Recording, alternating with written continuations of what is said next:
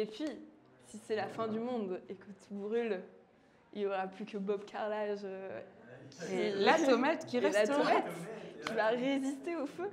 Et on fait une critique de cinéma. Le masque et la plume. Attends, désolé, j'ai paniqué là.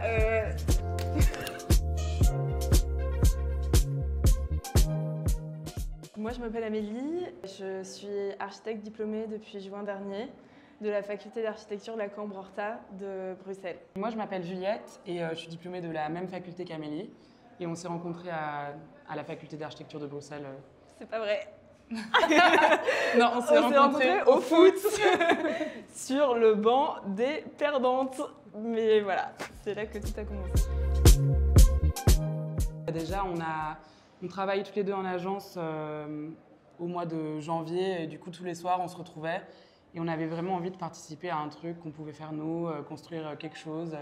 Donc on a appliqué à la Design Parade. Ouais. On a été présélectionnés, puis après on a fait le dossier pour être vraiment sélectionnés. Et c'était vraiment une expérience hyper inattendue. Et jusque-là, vu qu'on est en plein chantier, hyper enrichissante. Ouais, et c'est trop bien parce que c'est vraiment le premier projet qu'on réalise de A à Z et en sortant des études. C'est l'apothéose de pouvoir faire ça, c'est une super occasion. Et d'autant plus à deux, c'est l'aboutissement. C'était vraiment la volonté. En fait, donc on a travaillé pendant 6 mois dans la même agence. Et c'était vraiment la volonté de concrétiser un projet à deux. Je pense que c'était aussi vraiment juste de venir construire quelque chose en vrai, de produire un projet de la phase 1 jusqu'à la phase de construction. Et en fait, comme les délais en architecture sont souvent assez longs, d'avoir quelque chose qui se réalise en quelques mois, c'est quand même hyper satisfaisant. Et puis c'est très différent des projets papier finalement qu'on a pu faire à l'école parce que à l'école tu es dans le dessin, dans la conception, mais toute cette phase finalement qui succède où ton projet prend forme et devient matière, c'est quelque chose qu'on ne connaît pas, donc c'était bien de vraiment pouvoir aller du papier jusqu'au réel. Et en fait, nous on travaille du coup sur la thématique du feu, sur le banquet solaire. Et donc on avait vraiment besoin d'un matériau qui rappelle un peu cet effet cendré, donc dans les coloris, dans les tonalités. Et pour avoir vraiment un ensemble avec le plafond, les murs et le sol, on a décidé de partir sur des tomates qui rappellent aussi un peu ces maisons à habiter méditerranéennes qu'on trouve un peu partout dans le sud. Et d'avoir aussi une tomate sans joint pour un peu créer une expérience sensorielle et que le visiteur avait vraiment l'impression de se retrouver dans une pièce calcinée. Tu veux qu'on explique l'histoire ? Donc en fait, l'histoire qu'on a créée pour ce projet, c'est l'histoire d'un banquier, du dernier banquier, qui est un banquier qui est alimenté par un four solaire. Donc en fait, les fours solaires, c'est des systèmes qui ont été inventés notamment par Félix Trompe dans les années 70, dans les années 70. Et c'est des structures en miroir qui permettent de condenser la lumière du soleil. Sauf qu'ici, il a fait trop chaud et le four solaire a trop bien fonctionné. Et donc, tout a brûlé. Et donc, dans l'idée, on fige un incendie dans le temps et dans l'espace au sein de cette pièce. Tout le noir. Ouais, c'est vraiment on a voulu créer vraiment une histoire, quoi. Une histoire. On est parti de l'histoire et après, on s'est dit comment est-ce qu'on choisit les matériaux en fonction de ce qu'on avait envie de raconter. Et tout est venu un peu au fur et à mesure. Et puis le sol en tomate, ça semblait hyper évident, quoi. Et puis, dans le reste de la scénographie, on a plus des éléments en aluminium qui viennent justement trancher avec ce noir des tomates et du sol. Donc, on vient vraiment jouer sur des contrastes aussi. Pour faire ressortir un peu tous les éléments, quoi. Ouais. C'est vraiment pour créer une atmosphère totale, en fait. Et puis, c'est aussi le rapport direct à l'intérieur méditerranéen, à ces tomates qu'on retrouve dans la plupart des intérieurs méditerranéens. Et du coup, ça fait le lien avec la thématique. Et aussi, comme on fait vraiment en fait, dans le topo ce qui est demandé dans la candidature, c'est de créer une pièce à habiter. Ouais. Donc nous, quand on a pensé directement pièce à habiter, les tomates, c'est venu comme une évidence, mais dès les premiers dessins, quoi. Quelque chose qu'on a voulu vraiment porter une grande attention, c'est l'utilisation des matériaux. Et c'est de se dire que tout ce qu'on utilise dans notre scénographie, on peut le réutiliser autre part. Ouais. Donc par exemple, tous les profils en aluminium, pour faire de l'aluminium fondu, on les fond. Donc on a cette grande structure en mur miroir avec ces profilés qu'on pourrait fondre par la suite ou recouper, réutiliser autre part, parce que l'aluminium, ça se fond à l'infini. Et pareil pour les tomates, au final, comme elles sont pas il n'y a pas de joint en fait, on peut venir les récupérer, les enlever et venir les mettre dans un autre projet. Donc ça, c'est super intéressant de se dire c'est quoi la vie de ce qu'on a créé et qu'est-ce qui pourrait advenir à tous ces éléments dans le futur. Mais je pense que déjà travailler avec des artisans locaux, des matériaux locaux, c'est déjà hyper important. Je pense qu'on avait déjà ça en tête en études d'archi, surtout avec genre le climat actuel, tout ce qu'il faut faire pour essayer d'avoir des projets les plus éthiques possibles.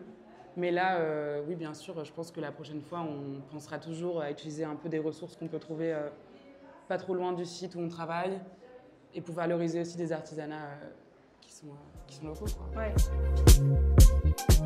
Donc évidemment, on a cette ambiance de feu, de cendres, d'espace calciné, donc qui est renforcée par la présence de la tomate et de ces murs et de ce plafond qui sont peints en noir.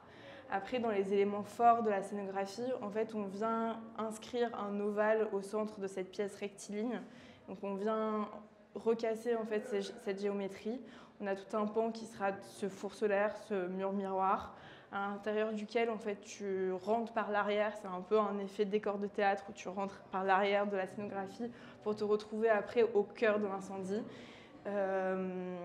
Et donc voilà, et après tu te retrouves au cœur de ce banquet où tu auras cette grande table avec tous les ustensiles fondus et un grand rideau flamme qui vient refermer l'espace. Et la tomate donc, qui est présente du début jusqu'à la fin. Et donc dès le départ, tu es plongé dans cette ambiance de cendre, mais tu passes plus d'un univers très sombre ouais. à quelque chose où tu te retrouves au cœur des flammes, donc plus lumineux et plus dans des tons rouges et où on vient justement appuyer les contrastes entre le noir, l'ombre et la lumière. Et puis aussi, à l'entrée, c'est très sombre, mais dès qu'on rentre, on a les deux grandes fenêtres qui sont filtrées par ce grand rideau, donc ça crée vraiment une autre ambiance, donc vraiment... deux salles, deux ambiances. Jouer sur les contrastes. Et voilà. Et d'avoir aussi des jeux de lumière, des jeux aussi avec, si on ouvre les fenêtres, avec le vent, qui crée un peu une atmosphère assez vivante, quoi. Le banquet, déjà, faut savoir qu'Amélie et moi, on adore le Moyen-Âge. On adore le Moyen-Âge et du coup, on a toujours adoré ces grandes estampes moyenâgeuses avec un peu les derniers banquets, puis aussi les derniers banquets de Jésus, les 12 apôtres. En fait, on s'est dit, dès qu'on a cherché le concept, on avait envie de faire dans la pièce à habiter un dîner, en fait. Et puis aussi, je pense, une fascination pour toute cette technologie et low-tech, le four solaire, etc. C'est des choses qui nous intéressent. C'est de là, tout est parti en fait de cette idée du four solaire qu'on a joint à l'idée du banquier. Et puis on a aussi une certaine fascination. En fait, on est des grosses pyromanes. On adore le feu, On adore en fait. le feu, mais je pense comme beaucoup de gens, c'est un élément fascinant, ce qui est volcan, etc. Ouais. D'ailleurs, il y a un film qui nous a fort marqué, qu'on a adoré, qui s'appelle Fire of Love. Ouais. Et avec Amélie, on a plein de screenshots des scènes de ce film avec genre des grandes coulées de lave. Et au départ, on voulait faire nos rideaux avec un screenshot très zoomé et un peu abstrait de l'image de ces volcans et de ces grandes coulées de lave. Et après, au-delà de ça, je pense que ce qui nous intéressait aussi, c'est de porter un message, même si on n'est pas non plus porte-parole de quoi que ce soit, mais aussi parler du réchauffement climatique, de la hausse des températures, etc. Et d'envisager des solutions techniques, tu vois, le mur solaire, par exemple, c'est comment, en fait, là c'est la merde, il fait chaud, mais comment, plutôt que d'être dans une forme de... on se consterne sur notre sort, se dire comment est-ce qu'on peut utiliser, en faire une ressource en fait, de ce soleil, etc. Ouais. Mais d'aborder le soleil vraiment comme une ressource, en fait, une ressource. Plutôt qu'une menace, en fait. Et c'est un clap de fin.